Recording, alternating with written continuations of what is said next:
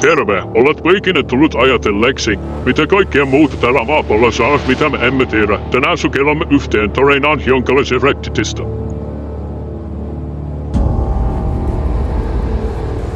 Hei taas, itselläni ei ole muita paranormaaleja kokemuksia, mutta Linda tädilläni on.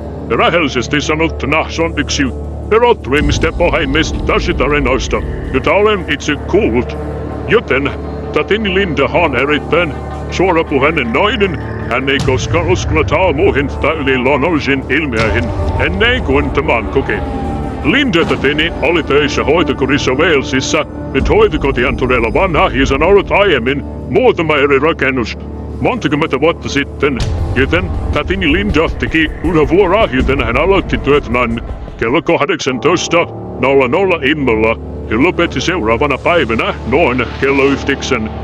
Hän teki luonnollisesti ja tuttuun tapaan kierroksia ja tarkisti, että kaikki asukkaat nukkuvat. Kaikki näyttivät olevansa kunnossa. Hän meni yläkertaan henkilökunnan huoneeseen valmistautumaan nukkumaan. Hän lukitsi henkilökuntahuoneen WC yläkerrassa ennen nukkumaan menoa. Nyt henkilökunnan WC ovat suoraan portaita vastapäätä, joten hän lukitsi ne. Hän kääntyi ympäri päin portaita. Hän sitten huomasi pikkupojan istuvan portaiden alaosassa. Hänellä oli yllä vanhanäköiset vaatteet. Ja hän katsoi hänestä poispäin. Hän hämmentyneenä huusi kysyäkseen, onko hän kunnossa. Yhtäkkiä poika kääntyi häntä päin. Nyt hänen kuvauksena hämmästyttää minua vielä tänäkin päivänä. Hän sanoi, että kun hän kääntyi katsomaan häntä, päätti siitä, että hänen leukansa jotain oli rikki, koska hänen leukansa roikkuu hänen suustaan. Hän antoi hänelle suoran katsekontaktin. Nyt tiedät, kuinka lapset juoksevat portaita ylös, joskus käyttäen sekä käsiä että jalkaa. Tämä lapsi alkoi juosta.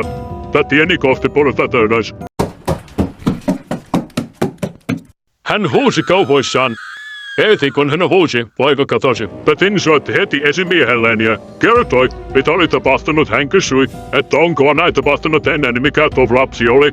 Hän oli luultavasti Penny-niminen lapsi, poika, joka kuoli portaissa 100 vuosia sitten.